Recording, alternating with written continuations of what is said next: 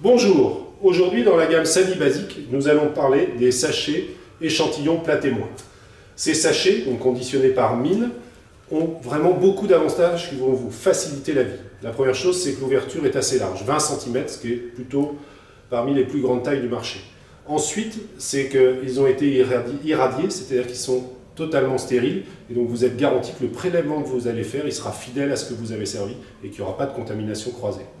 Également, vous le voyez très bien, il est très intuitif à remplir. Le jour, le service, matin, midi, soir, si on vous demande un peu plus de détails, vous pouvez mettre la date et l'heure, le fait que ce soit un prélèvement témoin, le type de plat, ça vous rappelle en même temps sur quel plat vous devez faire un prélèvement, quel est l'opérateur, à quelle température, le numéro de l'eau, et puis le lieu où il a été stocké. Donc ça c'est vraiment, si vous devez tout remplir, vous pouvez aussi faire que 2-3 informations à voir avec votre service qualité ou vos organismes de contrôle, bien évidemment. Et puis, en parlant d'organismes de contrôle, l'objectif d'un plat témoin, c'est d'être à disposition des services, donc des laboratoires et des services d'hygiène, si jamais il y a une suspicion de TIAC, que vous puissiez donner ça au laboratoire d'analyse. Donc c'est écrit dessus, là aussi, très intuitif, donc à conserver pendant 5 jours, minimum, entre 0 et 4 degrés, donc autrement dit, au froid positif. Voilà, dans les nombreux avantages et la traçabilité vraiment simplifiée de ce sachet, vous pouvez écrire tant au stylo bic qu'au feutre indélébile. Voilà, j'écris directement, je passe dessus, on voit que ça ne bave pas, et voilà, c'est parfaitement écrit, et comme ça, c'est très simple d'utilisation.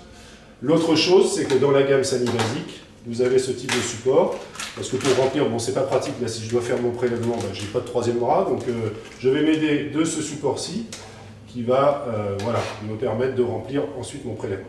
Pour remplir mon prélèvement, je prends un ustensile, j'utilise idéalement une lingette, toujours dans ce souci de ne pas avoir de contamination croisée, pour bien désinfecter mon ustensile.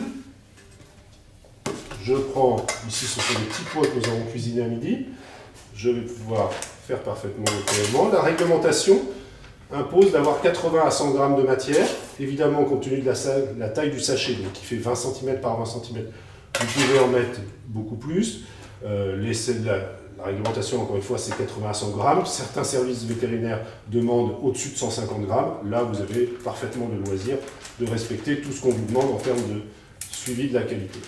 Et puis, donc vous l'avez entendu, la fermeture zip qui va garantir une parfaite étanchéité de l'échantillon témoin que vous avez réalisé.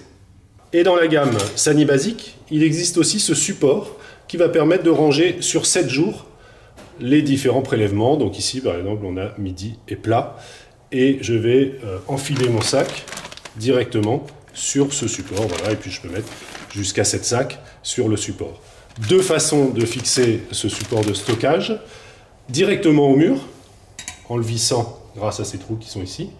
Ou, autre astuce, avec ce type de crochet qui va venir se placer sur, elle est ici, directement sur la barre des clayettes de chambre froide et qui va venir se fermer avec une vis tout simplement qui va venir de chaque côté et où je vais venir ensuite attacher mon support. On va le voir plus simplement dans la démonstration suivante.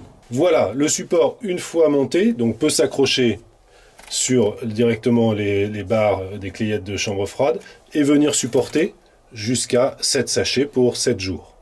Là, on les a bien chargés, ils sont à plus de 350 grammes l'unité, donc il y a plus de 2,5 kg de prélèvement et on voit que ça tient bien.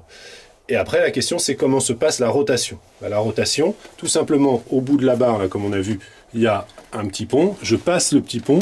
Il y a une scie qui me permet d'enlever donc mon prélèvement de jeudi dernier. J'ai refait un prélèvement de ce jeudi et que je vais venir tout simplement accrocher. Voilà, et après, je fais monter mes sachets et je fais ma rotation comme ça sur 7 jours.